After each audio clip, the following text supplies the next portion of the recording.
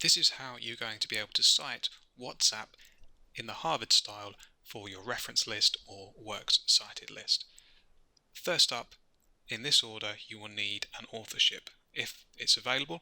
If not, it's okay to use the title. Preferably look for the surname, the comma, put in the initial followed by a full stop, and then in round brackets the page when it was last published or last updated. Following on from that, you will need in square brackets WhatsApp and then the day or the month of the posted message.